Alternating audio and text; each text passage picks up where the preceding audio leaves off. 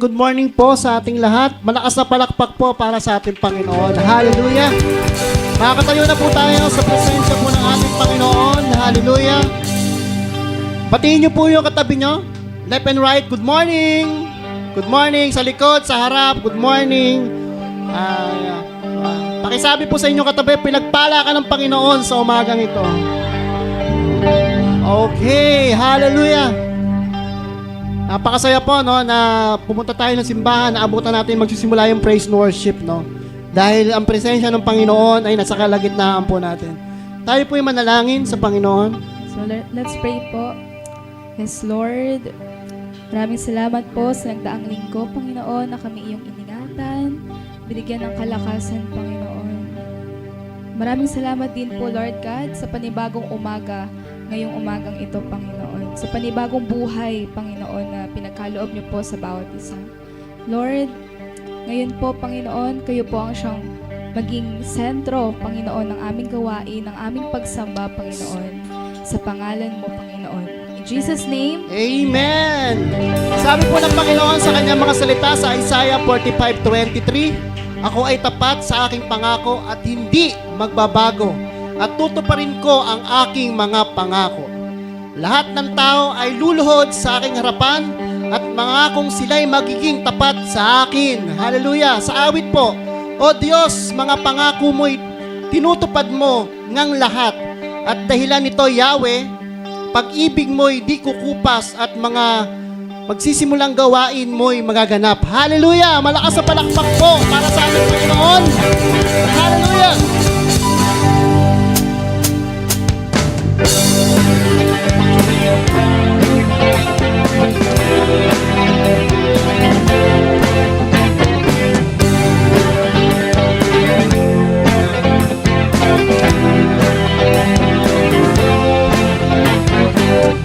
Kagandahang loob, kabutihan mo, Diyos, ay susunod sa bawat araw. Sa salita mo, O Diyos, pagmamahal mong lubos ay nahayag at nakamit dito sa buhay ko. Ang katapatan mo, ang nakikita ko sa bawat araw ng pagising ko. Ang ikadarama, wagas mong pagsinta sa bawat araw. Pangako mo ay naririnig.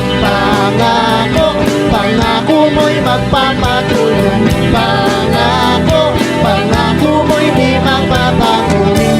Di magbabago. Di magbabago.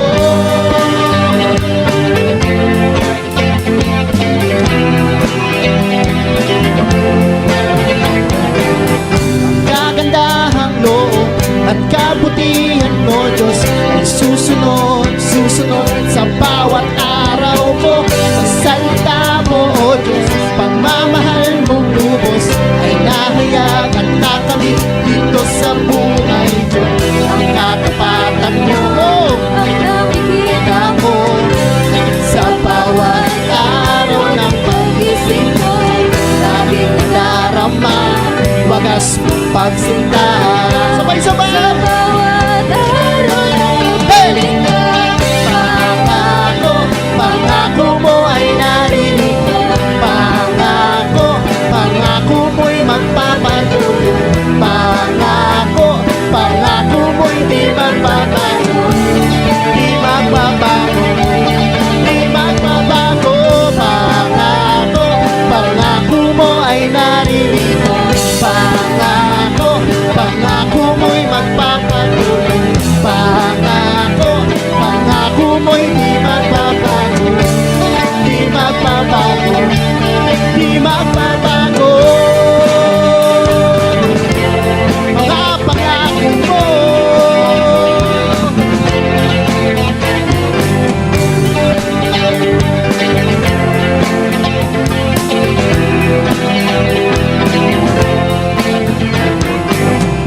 Katapatan mo ang nakikita ko sa bawat araw ng pagising ko. Laging nadarama, wagas mong pagsinta sa bawat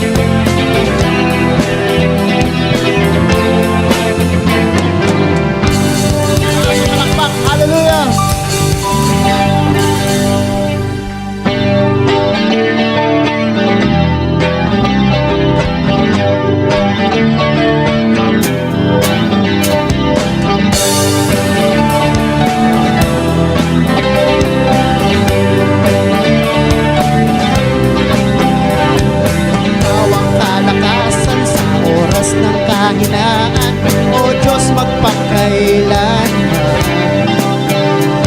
Ikaw ang siyang sandigan ko, buogan siyang kublihan ko, O Diyos magpakailanman.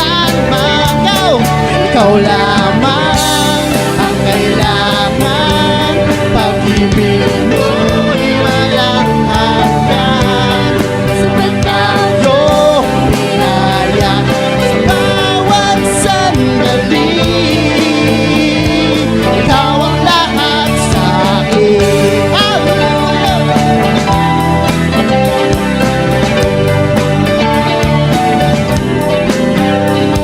Ikaw ang kalakasan sa oras ng kahinaan, O Diyos magpakailanman. Awitin natin sa Panginoon. Ikaw ang siyang sandigan ko, buogan siyang kublihan ko, O Diyos magpakailanman. Ikaw lamang ang kailangan, pag-ibig mo'y walang hanggan. Sapat tayo, biyaya sa bawat sandali. Ikaw ang lahat sa akin.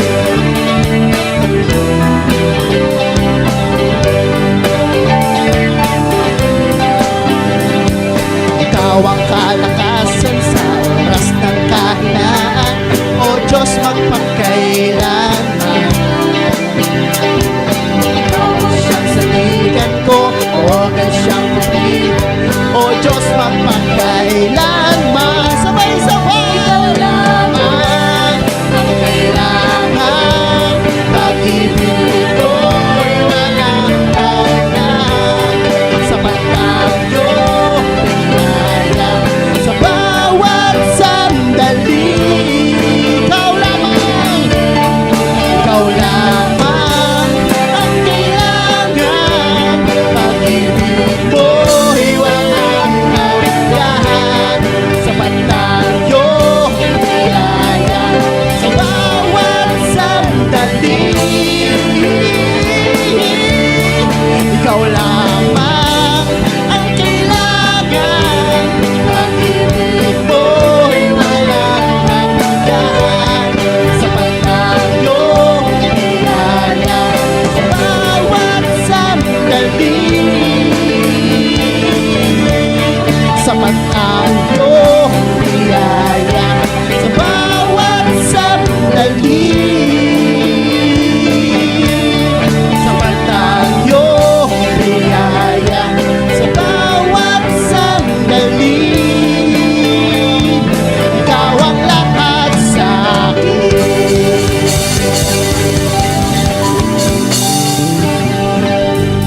Hallelujah! Malakas na palakpak ulit para sa ating Panginoon. Hallelujah! Napakabuti mo, O Diyos. Napakabuti niyo po sa aming buhay. Hallelujah! Patuloy po nating sambahin ang ating Panginoon.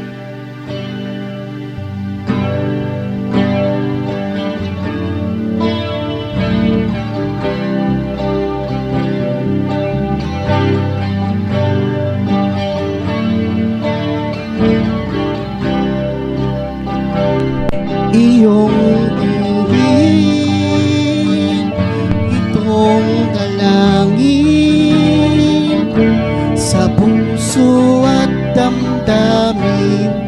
Maghari ka sa akin, nagsusumamo, O Diyos, ako'y yakapin mo.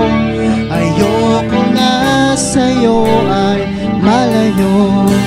Ikaw ang buhay ko, ikaw ang siyang pag-asa ko. Sasambahin itong puso, itatanghal sa buhay ko. Sa bawat sandali na sasaktan, salamat at ika'y nariyan. Ika'y luwalhatiin, ngalan mo'y sasambahin. Dililimutin pag-ibig mo sa akin, ikaw ay purihin.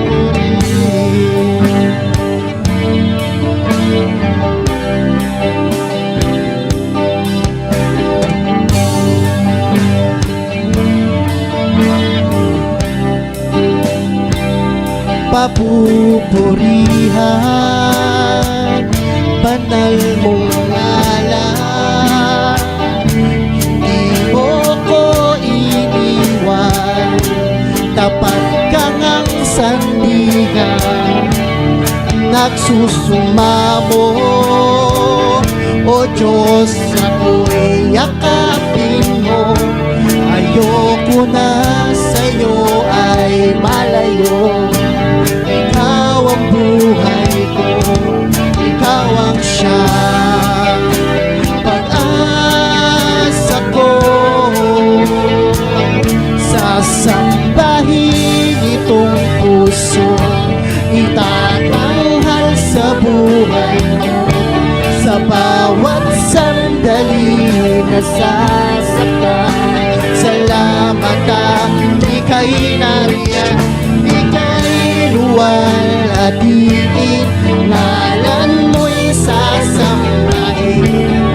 Dililimutin pag-ibig mo sa amin, ikaw ay pupurihin. Sasambahin itong puso, itatanghal sa buhay ko.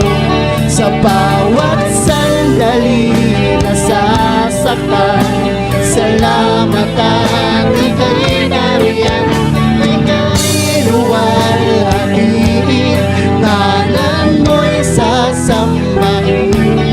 Dililimutin pag-ibig mo sa akin, ikaw ay pupurihin.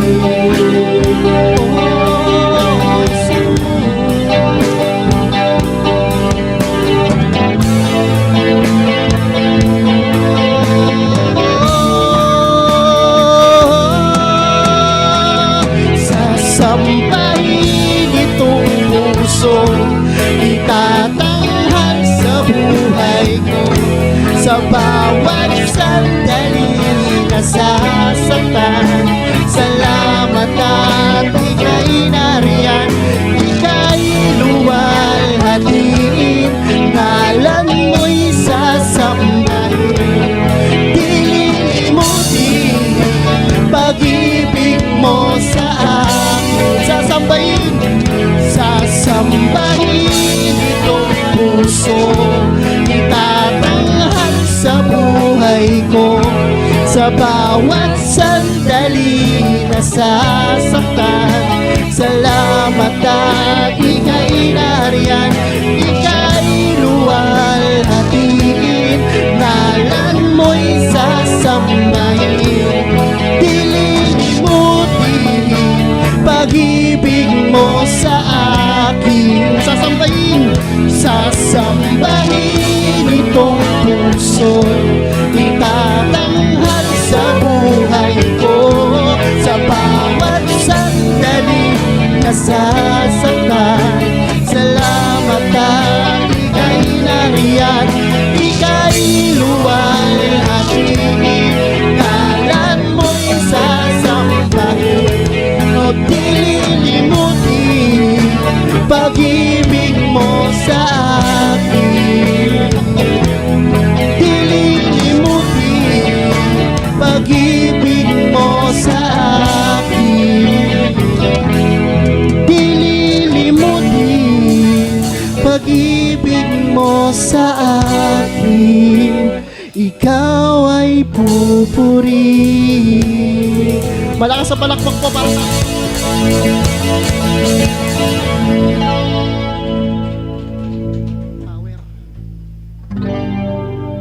Sabi po sa Psalms 40 verse 5, Panginoon kong Diyos, wala kayong katulad. Napakarami ng kahangahangang bagay na inyong ginawa para sa amin. At ang inyong mga plano para sa amin ay marami rin. Sa dami ng mga ito, hindi ko na kayang banggitin. Hallelujah! Naniniwala po ba tayo ang Diyos po natin ay walang katulad? Amen. Amen? Sa puso po natin, lagi po natin ilalagay na ang Diyos po natin ay mapagbigay at mabait sa ating buhay. Hallelujah! Patuloy po natin sambahin ang ating Panginoon. Oh, sambahin ka.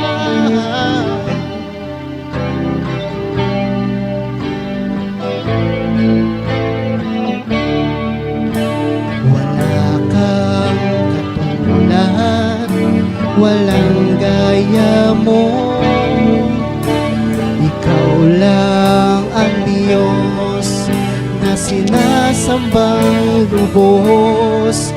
Sa paglipas ng panahon, ikaw pa rin hanggang ngayon, at magpakailan may Panginoon. Wala kang katulad, walang gaya mo. Ikaw lang ang Diyos na sinasambang Diyos. Sa paglipas ng panahon, ikaw pa rin hanggang ngayon, at magpakailan may Panginoon. Itataan, ihahayag, taas po natin ang ating mga kamay, hallelujah, pangalan mo. Itataan niya, pagsabay, ialay, Panginoon, ikaw lamang. Ang salita mo ang kailangan ko, siya ang aking buhay, ang aking gabay. Hindi kumukupas at hindi nagmamaling isip. Isip ko ngayon binabago. Itataan, ihahayag, pangalan mo. Itataan niya ang pagsambay, iyalay, Panginoon,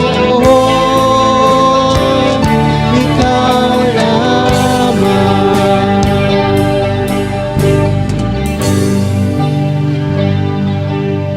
Sa paglipas ng panahon, ikaw pa rin hanggang ngayon, magpakailan may Panginoon. Hallelujah! Sa paglipas ng panahon, ikaw pa rin hanggang ngayon, at magpakailan may Panginoon. Itataas, ihahayag,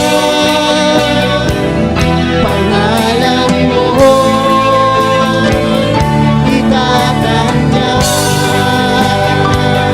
ang pagsambay, ialay,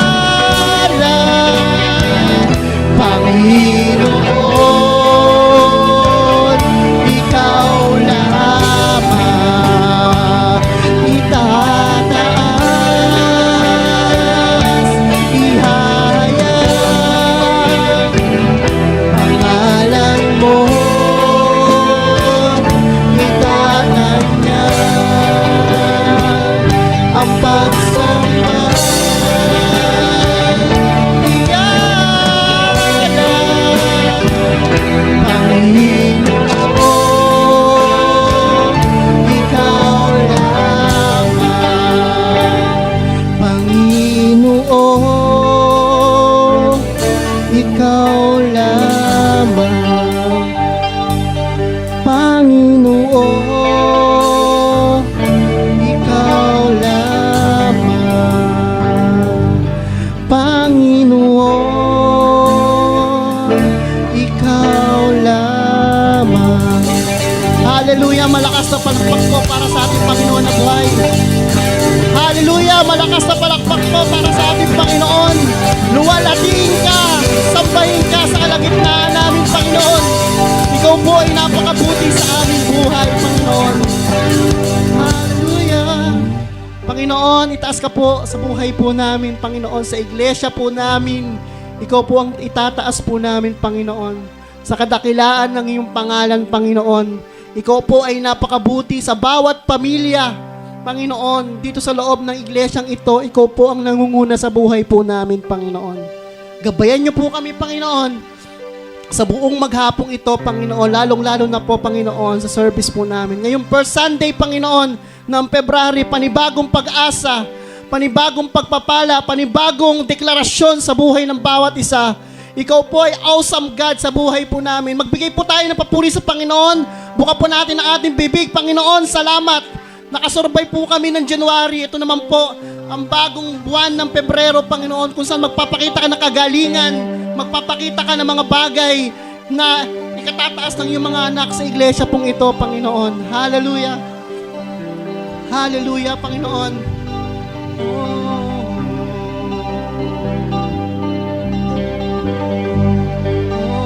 Purihin ka. Magbigay tayo ng pasasalamat. Papuri sa Panginoon. Hallelujah.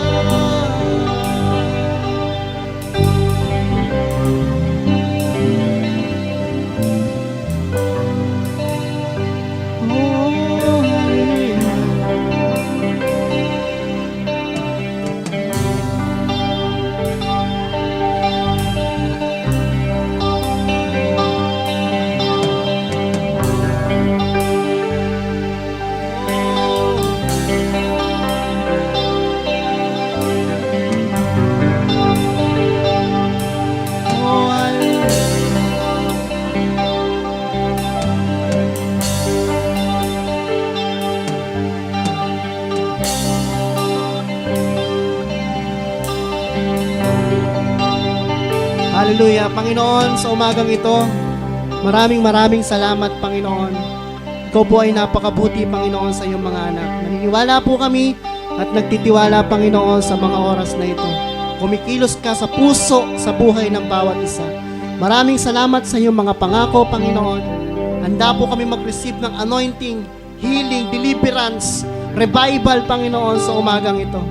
Kaya naman po, Panginoon, sa iyo po namin pinagkakatiwala ang lahat ng ito. Sa pangalan po ni Jesus. Amen. Malakas ang palakpak po para sa ating A blessed morning po, everyone. Morning po. Bago po tayo magbigay ng ating tithes and offering, gusto ko lang po kayong i-remind that God is good, God is faithful, and God is always at work in our lives.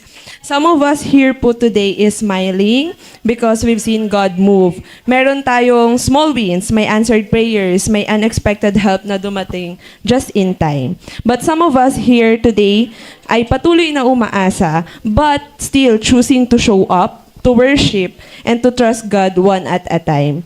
So, yun po, that is already a testimony. It is a testimony that God has been carrying us. Sa bawat araw na bumabangon tayo, sa bawat lakas na meron tayo, sa bawat pagkakataong hindi tayo sumuko, andyan ang Lord. He has been carrying us. Inaalalayan niya tayo sa araw-araw. Sabi po sa Deuteronomy 16:17, each of you must bring a gift in proportion to the way the Lord your God has blessed you. This verse reminds us that giving is personal po. Hindi po ito tungkol sa comparison, hindi kung sino ang mas malaki or mas maliit ang naibigay. Bawat isa sa atin ay may iba't ibang kwento, iba't ibang journey, iba't ibang paraan kung paano tayo bless ni Lord. For some, God blessed them with provision. For others, God blessed them with strength to endure. For some, God blessed them with peace in the middle of uncertainty po. And for others, God blessed them with hope when they felt like giving up. So when we give, nagbibigay tayo base sa kung paano tayo pinagpala ni God sa buhay natin. Nagbibigay tayo dahil grateful tayo, dahil gusto nating mag-worship, dahil gusto nating mag-celebrate. At dahil gusto nating ipakita ang goodness ni Lord sa bawat buhay natin. And when we recognize how God has blessed us personally, yung pagbibigay po natin, it becomes a joyful response po sa goodness ni Lord. So today, as we give our tithes and offerings, let us give with joy, with hope, and with confidence po, believing that God is not done yet and greater things are still ahead. Pag-pray po natin ang ating mga tithes and offering. Lord God, we thank you for your goodness and for faithfulness in our lives. Salamat po dahil sa araw-araw, ramdam namin ang pag-aalaga mo sa amin. As we give our tithes and offerings today, we give them with joyful and grateful hearts. We honor you not just with what we give, but with our trust and obedience. Lord, bless every giver. Punuin niyo po ang puso ng bawat isa ng pag-asa, bawat tahanan ng kapayapaan at bawat buhay ng kalakasan. Let your blessings overflow, not just in material things, but in joy, contentment, and faith. We declare that you are our provider, our sustainer, and our ever-present help. All glory and honor belongs to you. In Jesus' name, amen. Magsitayo po tayong lahat at buksan ang ating mga Biblia sa John chapter 3 verse 16 to 18. Sapagkat gayon na lamang ang pag-ibig ng Diyos sa sangkatauhan, kaya't ibinigay niya ang kanyang kaisa-isang anak upang ang sinumang sumampalataya sa kanya ay hindi mapahamak, kundi magkaroon ng buhay na walang hanggan. Isinugo ng Diyos ang kanyang anak, hindi upang hatulan ng parusa ang sanlibutan, kundi upang iligtas ito sa pamamagitan niya. Hindi hinahatulan ng parusa ang sumasampalataya sa anak, ngunit hinatulan na ang hindi sumasampalataya, sapagkat hindi siya sumasampalataya sa kaisa-isang anak ng Diyos. Maaari na po tayo umupo. So, magandang umaga po sa lahat. Bago po mag-start, gusto ko lang po mag-share ng very short testimony. So, sa aklat po ng Biblia, sa Awit, Kapitulo 32, talata 8, ituturo ko sa iyo ang landas sa tawat mong tahakin. Bibigyan kita ng payo at magbabantay sa iyo. Mga kapatid, 22 taon na po ang buhay ko. Puno ng hirap, problema at pagsubok na parang walang katapusan. Mga bagay na nagpababa ng loob ko minsan.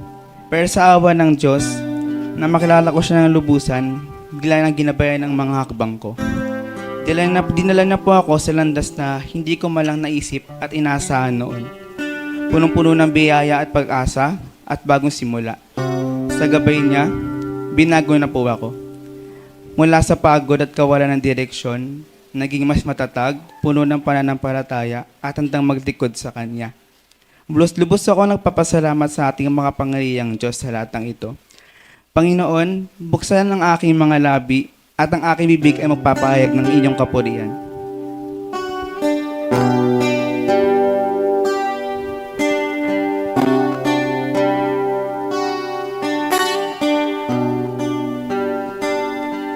Panginoon, ikaw ang buhay ko, pag-asa at kasiyahan. Turuan mo ang puso kong magmahal. Samahan mo ako sa wastong daan, Panginoon, aking Ama. Patnubayan mo ang puso kong marupok at nasasaktan. Turuan mo ako at iyong gabayan. Kakayanin ang lahat-lahat, lumalaban, maging matatag.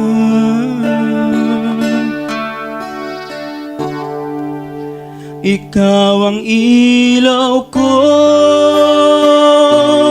ang gabay ng buhay ko. Lahat-lahat iaalay sa'yo, o aking Ama. Hindi ako mabubuhay kung sa akin ay mawawalay buong buhay ko.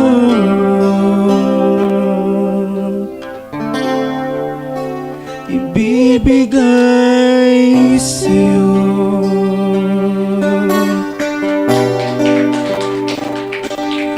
Panginoon, Panginoon. Pawiin mo ang pait dito sa puso ko. Turuan mo ako na laging magmahal. Sa puso ko ang iyong aral, maging banal, mapagdasal.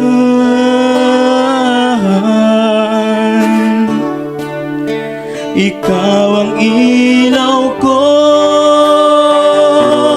ang gabay ng buhay ko. Lahat-lahat iaalay sa'yo, o aking Ama. Hindi ako mabubuhay kung sa akin ay mawawalay buong buhay ko.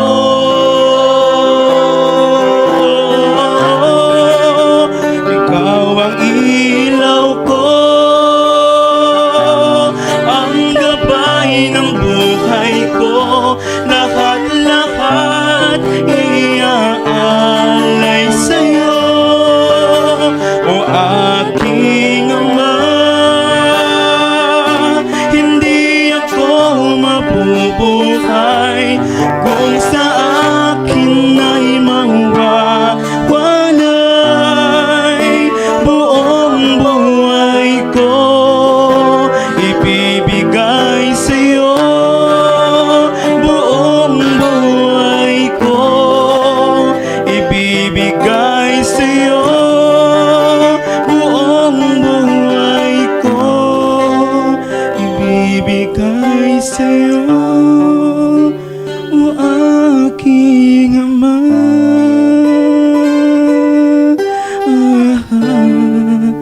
Aking Panginoon.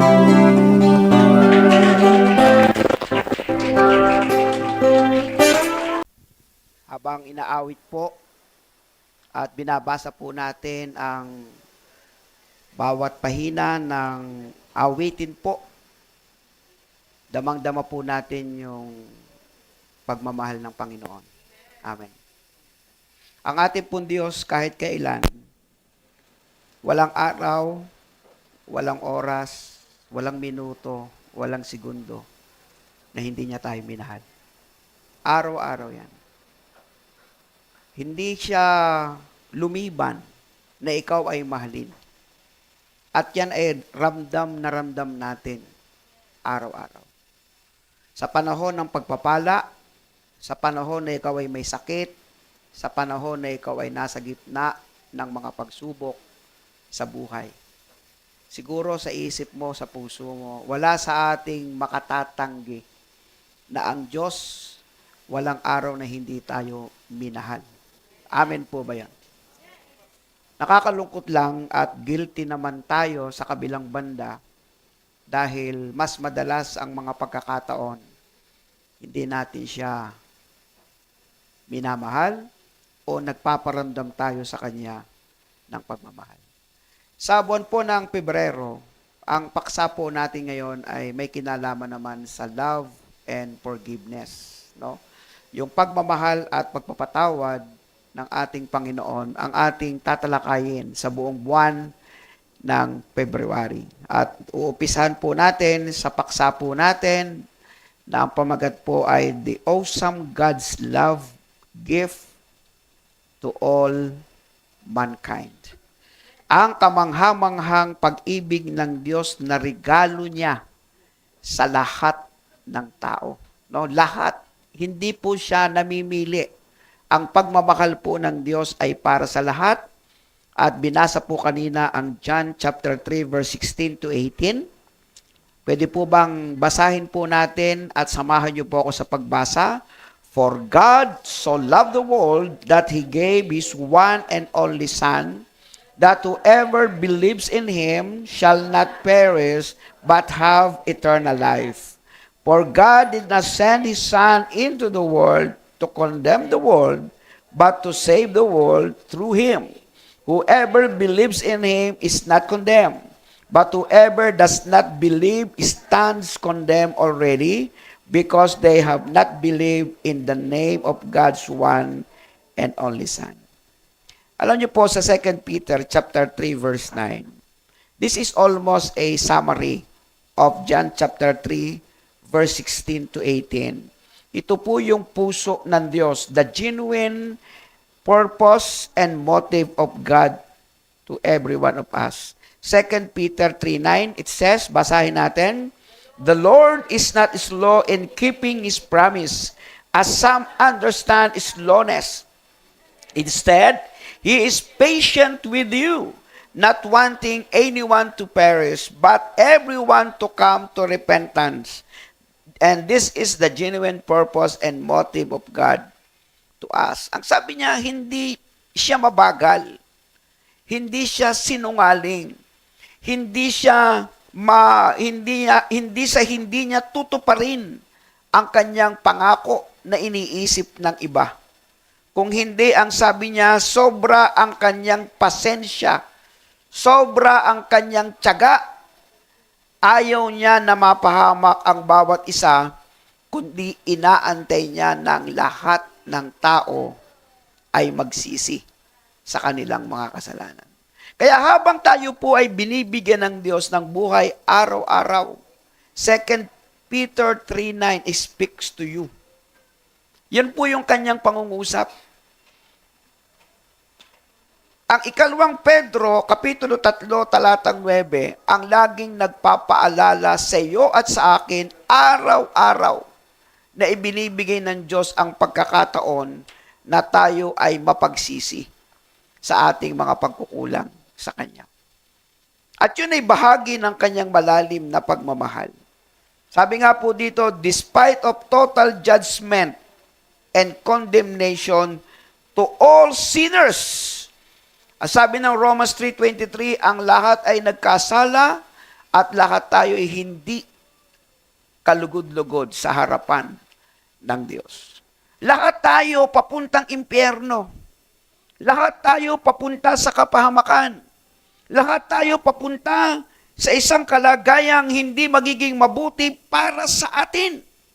Despite of total judgment and condemnation to all sinners like you and me.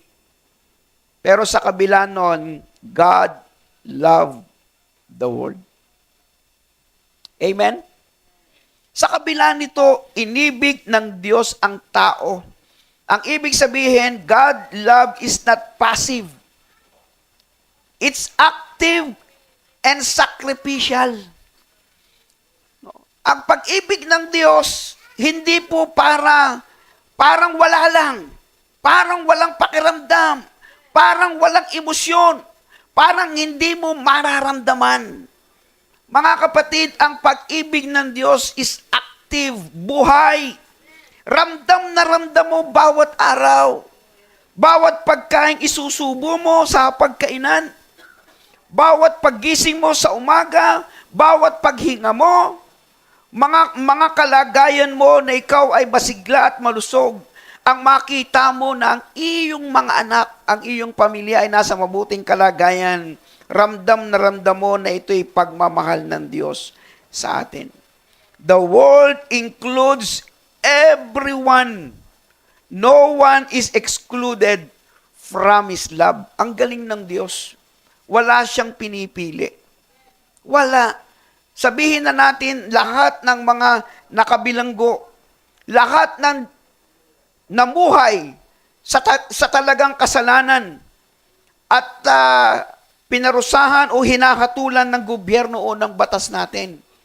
Kahit sila, kabilang sila sa pagmamahal ng Diyos. Well, in fact, napakarami ang nakakakilala sa Panginoon sa mga lugar na kung saan tila baga nasa sitwasyon silang parang wala na silang direksyon. Doon nila makikilala ang Panginoon. Sa anong paraan inibig ng Diyos tayo? He gave His Son. Si Jesucristo ang the greatest gift. He is the only Son. Para maramdaman natin ang pag-ibig ng Diyos, kinailangan niyang magpadala, ipagkaloob, isakripisyo ang kanyang bugtong na anak na si Jesucristo. He is the only way, the truth, and the life. No one comes to the Father except through Jesus. And what is the purpose? So whoever believes can have eternal life. No, hindi biro naman yung ginawa ni Jesucristo para sa atin. Naging mabuti siyang anak, lumaki naman siyang mabuting anak, halos walang maipintas. Hindi naman niya akalain na pagdating sa dulo, lahat pala ng kasalanan ng taong nakahalubilo niya sa buong mundo o sino man ang nabubuhay nung panahon na yon hanggang sa panahon natin, siya pala ang tutubos. Siya pala ang magbabayad ng kasalanan natin para wag lang tayong parusahan ng ating Panginoon. So yung pag-ibig ng Diyos, ipinakita niya sa pamagitan ng kanyang anak na si Jesus. For what?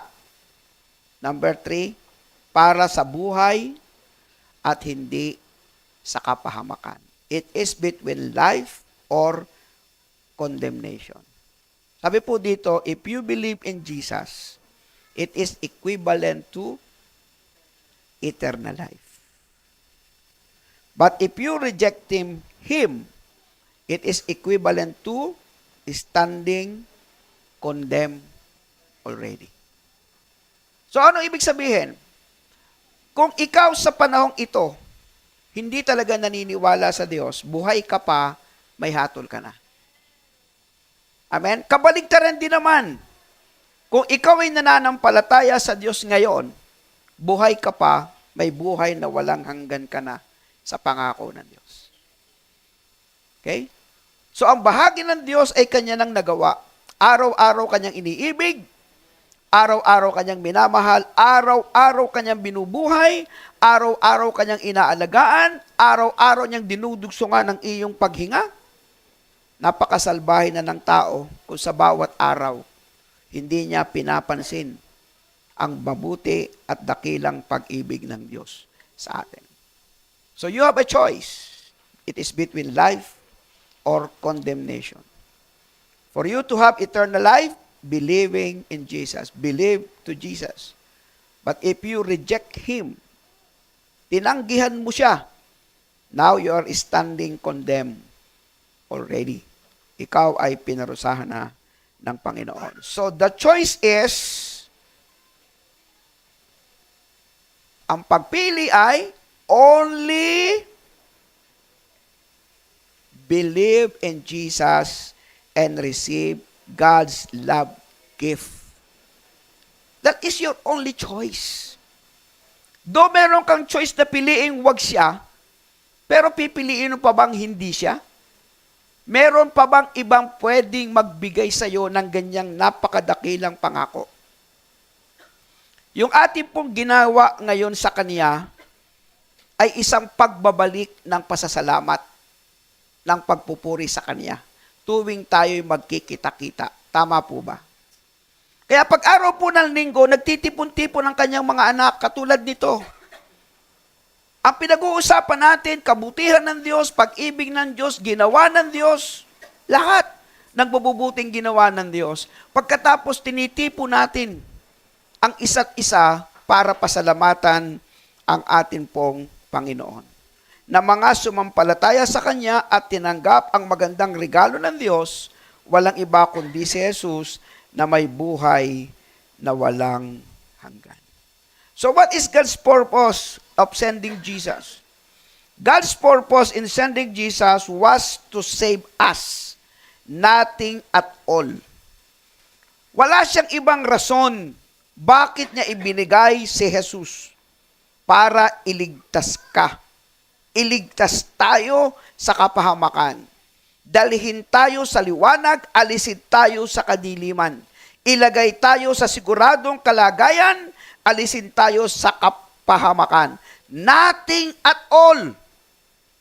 That is the only purpose, the only motive, the only reason why Jesus Christ sacrificed Himself para sa atin.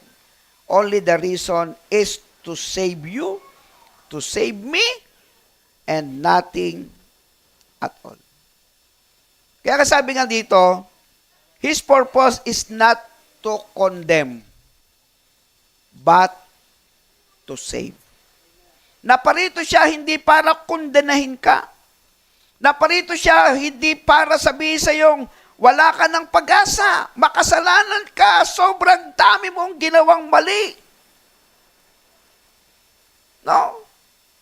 Nung nagkaroon ng culmination si Dolphy Jr., na anak ni Dolphy Sr., nagtestimony, pinakita niya ang buhay niya na napariwara talaga. Napariwala talaga. No? Grabe yung kanyang patotoo, parang pag pinicture mo yung kanyang kwento, parang hindi na talaga siya patatawarin ng Diyos sa kanyang ginawa. Sa maruming isip, sa maruming puso, sa lahat na ng mga bisyo na kanyang dinaanan, sa loob at labas ng bilangguan, sentensyado ng habang buhay. No? Ang kanyang kaso ay arson. No? Sinunog niya yung isang bahay at siya yata yung namatay nung panahon na yon. Napakagrabe ang kanyang kasalanan. Pero nang makilala niya ang Panginoon, ang Bibliyang ito, grabe. Di mo akakalain ang isang habang buhay na bilanggo, kaya pa palang palayain ng Diyos. Kaya pa palang palayain ng Diyos. At isang patotoo ang kanyang tumatak sa aking isip at puso. Sabi niya, akala niyo ba kaming mga nakabilanggo ay hindi malaya? Sabi niya, akala niyo ba yung mga nakalaya ay hindi bilanggo? Parang tayo. Sa pananaw ng madami, pag ikaw ay nasa bilangguan, hindi ka na makakalaya. At yung malalaya, parang malaya nga, katulad natin. Sabi niya, nagkakamali tayo. Napatunayan ko na kahit pala ikay wala sa loob ng bilangguan, alipin ka pa rin at hindi malaya. Dahil sa kasalanan na siyang umaalipin sa tao, na siyang nagpapadilim ng buhay, na siyang nagpapagulo ng buhay. Pero kung papaanong nagbigay ng liwanag sa loob ng bilangguan ang Panginoong Jesucristo, na nagbigay ng paglaya sa napakaraming nakabilanggo doon, ganun din ang kalayaang ibinibigay niya sa mga hindi naman nakabilanggo. Kasi meron lamang iisang tagapagpalaya, walang iba kundi ang Panginoong Jesus. Amen? Kaya nung sabihin niya, ang katotohanan ang siyang nagpapalaya sa atin, bumaha siya ng luha. Yung talagang totoo eh. Ang katotohanan ang siyang nagpapalaya sa atin, bumaha siya ng luha sa dalawang bagay. Una, katotohanan na nakalaya siya sa kasalanan. Pangalawa, katotohanang napatunayang hindi siya ang nagsunog ng bahay. Kasi nung panahon na yon, droga siya eh. Alam mo naman, lahat na ng pwedeng isipin pag ikaw ay nakadroga, parang ikaw na lagi ang may mali. So nung panahon na yon, napatunayan, hindi niya inaasahan, nakalaya siya. At nung siya ay makalaya, siya ay malaya ngayong nangangaral patungkol sa kabutihan ng Diyos. Ganon din ikaw, ganon din ako. Lahat tayo ay may kanya-kanyang kwentong marumi. May kanya-kanyang kwentong magulo. May kanya-kanyang kwentong sa loob ng iyong puso, alam mong ikaw ay maraming mali. Pero ikaw din ang magkwekwento kung paano ka pinalaya, inibig, pinatawad ng ating Panginoon. At yan ang tunay na nagpabago sa iyo. Kaya maliwanag po ang pagpili. The choice is clear. Believe in Jesus, no condemnation. Amen? Manampalataya ka sa Panginoon, no condemnation. Do not believe already condemned, and it is a serious decision. Ba? Jesus Christ came to rescue, not to accuse. Tama? God's goal is restoration, not punishment. Totoo yan. Siya ay naparito para tayo ibangon muli, hindi para parusahan. Siya ay naparito para tayo iligtas sa kluluhan, hindi para sisihin, sumbatan, hatulan. Siya ay naparito para tayo iligtas at ilayo sa mga bagay na magpapahamak sa atin. Kaya ang pagpili po ay maliwanag. Believe in Jesus, no condemnation. Do not believe, already condemned, and it is a serious decision. Kaya there is only one key. There is only one key para maranasan natin ang pag-ibig ng Diyos sa pamamagitan ni Jesus. It is believing. Belief is the key. To believe, having faith to Jesus, to God, is the key. Yun lamang po talaga ang pinakasusi. It is not about being good enough. It is about trusting Jesus and His sacrifice for us. Ang pagpapatawad ng Diyos ay hindi nakadepende sa iyong pagiging mabuti. Sa iyong mga mabubuting nagawa. Sa iyong mga pagiging masipag sa pag-attend ng pagsamba. Sa iyong pagiging mapanalanginin. Sa iyong mahusay na pagbabasa ng Biblia. Ang pagpapatawad ng Diyos ay maliwanag. No? Ito ay sa pamamagitan ng pagtitiwala mo kay Jesus at yung sakripisyo ni Jesus sa iyo. Hindi ikaw, kundi siya. Amen po ba yan? So, examine your heart. Examine your heart. Saliksikin niyo ang anyong puso. Do you believe in Jesus? Totoo bang nananampalataya ka kay Jesus? If yes, live in that freedom. Kung ito ay katotohanan, ipamuhay mo ang pagpapalaya ng Diyos.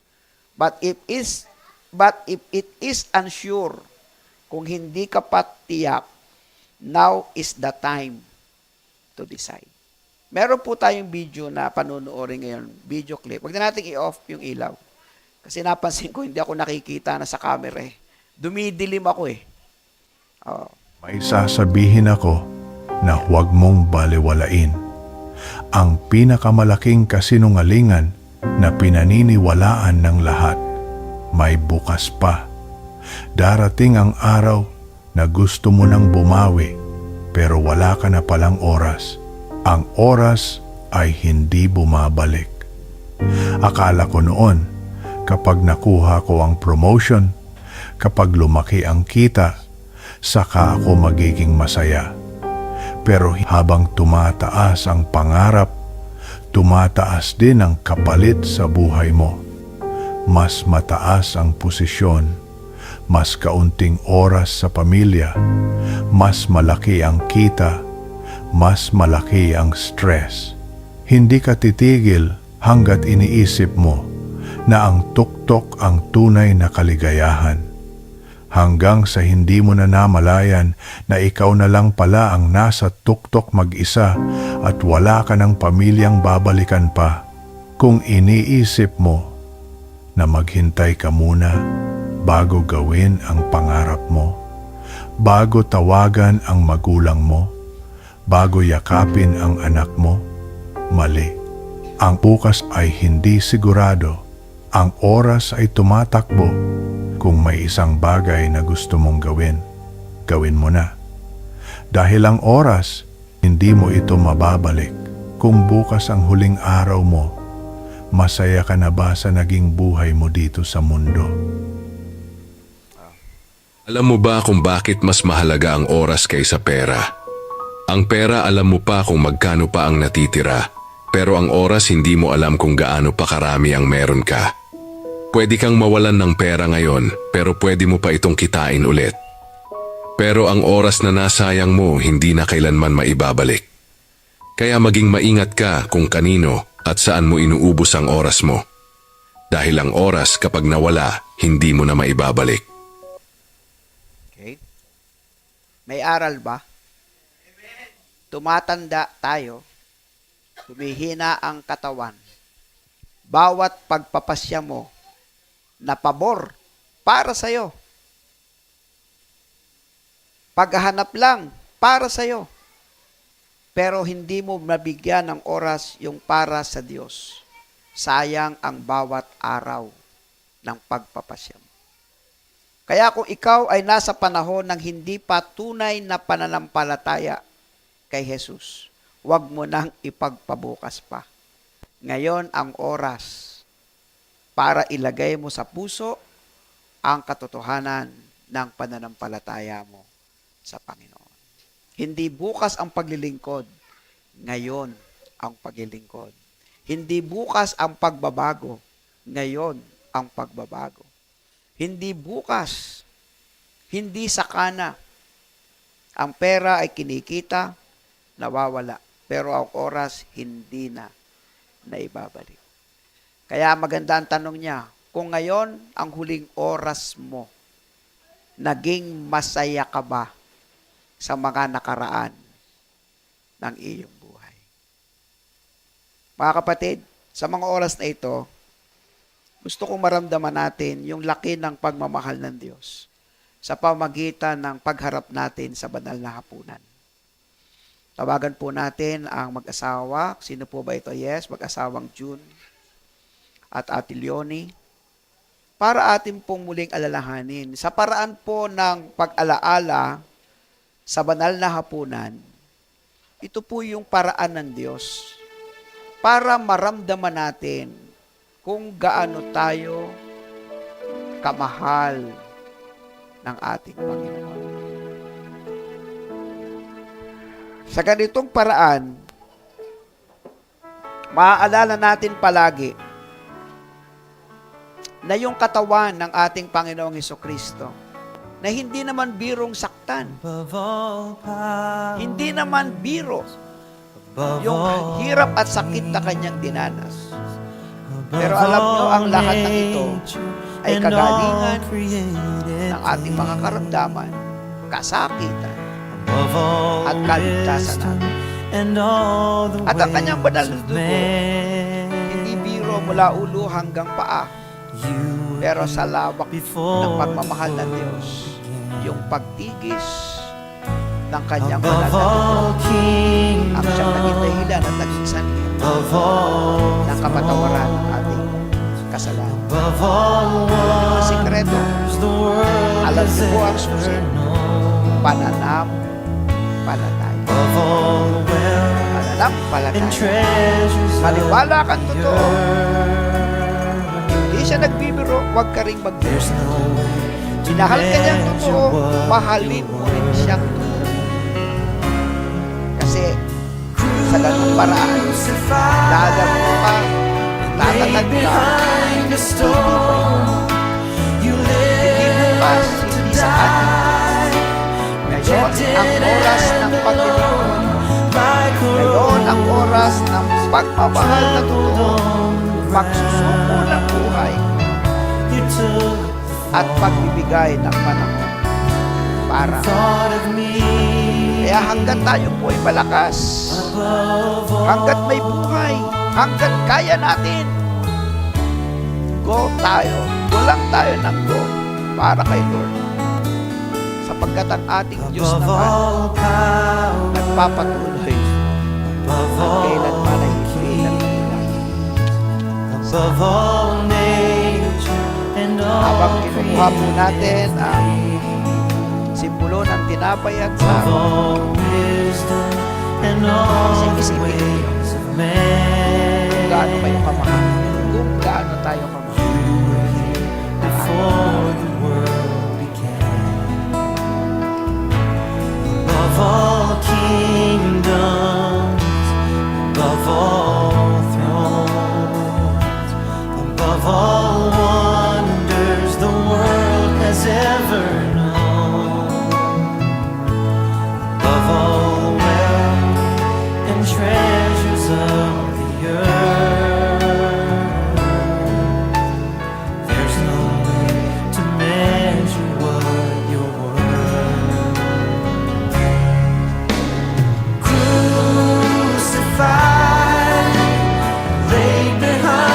stone. You live to die, rejected and alone, like a rose trampled on the ground. You took the fall Tayo po'y tumayo lahat. and thought of me above all. Sapagkat ito ang turo ng tinanggap ko mula sa Panginoon at ibinigay ko naman sa inyo. Nung gabing siya'y ipagkanulo, ang Panginoong Hesus ay dumampot ng tinapay. Nagpasalamat at pinagpira-piraso iyon at sinabi, ito ang aking katawan na inihahandog para sa inyo. Gawin ninyo ito bilang pag-alaala sa akin. Sabay-sabay po nating kainin.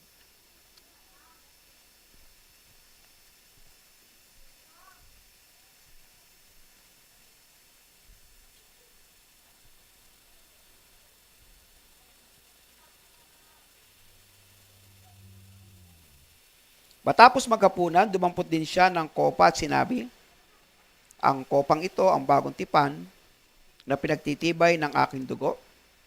Tuwing iinumin ninyo ito, gawin ninyo bilang pag-alaala sa akin.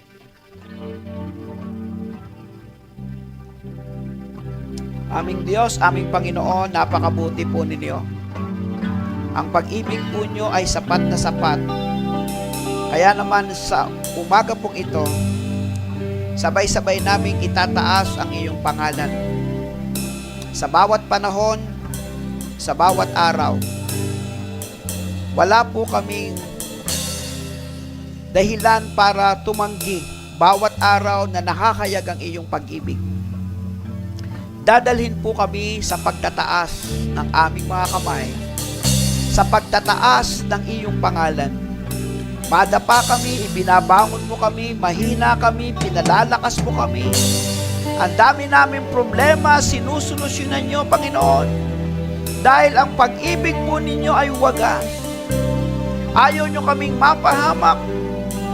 Kaya naman aming Panginoon, sobra kaming nagpapasalamat. Kaya tanggapin po ninyo ang aming pag-awit. Tanggapin po ninyo na muli maitaas namin ang iyong pangalan.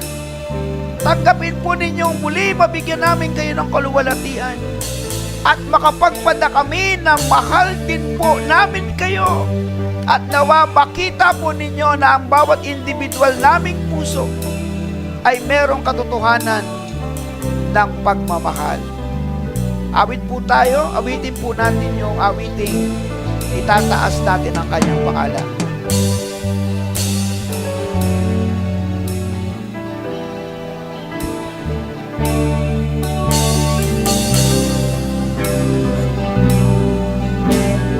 Nasambang mo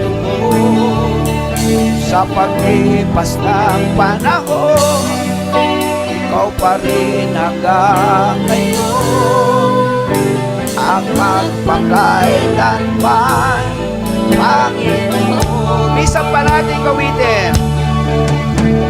Wala kang katulad, Walang gaya mo, Panginoon. ikaw lang ang Diyos. Hallelujah! Sinasambang lubos sa paglipas ng panahon, ikaw pa rin hanggang ngayon, at pagkailanman, Panginoon. Sabay-sabay po natin itaas ang ating mga kamay. Itataas, ihahayag,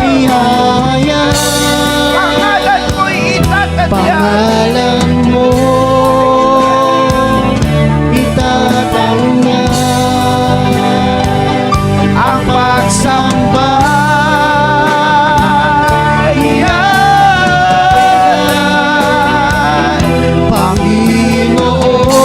Panginoon, ikaw lamang ang salita mo. Ang salita mo ang kailangan ko, siya ang aking buhay, ang gabay, hindi kumukubay, hindi nagmamaliw. Isip ko ngayon'y binabago. Sabay-sabay tayo! Itataas, ihahayag pangalan mo. Itatanyag ang pasambay, ihaalay, Panginoon, ikaw lang. Isa pa, itataas, itataas, itataas. Hayahayag pangalan mo. Itatanyag ang pagsambay, ihaalay, Panginoon, ikaw lamang. Panginoon, ikaw lamang. Panginoon, ikaw lamang. Manatili po nakataas ang ating mga kamay. Sumunod po kayo sa aking panalangin. Aming Panginoon, sa umaga pong ito, ang kapahayagan po ng aming tunay na pananampalataya ay amin pong pinipili sa iyong pag-ibig na ipinadama po sa amin araw-araw. Ang buhay po namin ay sa iyo namin ipinagkakatiwala. Salamat po sa bawat araw mong pagmamahal at pagpapatawad sa amin. Dalangin po namin sa iyong kagandahang loob, maramdaman po ninyo na tunay din kami nagmamahal sa iyo. Ang oras ng pagsunod, ang oras ng pagsamba, ang oras ng pananalangin, ang oras ng pagbabasa ng salita ng Diyos, ang oras ng paglilingkod, ang oras ng pagsusuko ng buhay ay hindi bukas, hindi sakana, kundi ngayon na. Patnubayan mo kami, Panginoon, at gabayan niyo po kami. Aming Diyos, aming Panginoon, sa pagkakataon pong ito, kami po ay nagpapasalamat at dumadalangin na kami patuloy na maging ilaw at asin ng sanlibutan ito. Maging bahagi po kami ng pagbabago po ng mundo. Magbabago po, Panginoon, ng mga nasa paligid. At kakitaan po, O Diyos, ang buhay namin ng tunay na sumusunod sa iyo, aming Panginoong Jesucristo. Kaya naman, aming Diyos, ang patuloy mong pag-ibig at pagmamahal sa amin, at ang Panginoong Jesucristo na tatanging daan, katotohanan at buhay, sa banal na Espiritong tatak at katibayan ng aming kaligtasan, ang siya nawang maghari at pumatnubay sa amin mula ngayon at magpakailanman. Amen and Amen. At ng papuri, maluwalhati, alay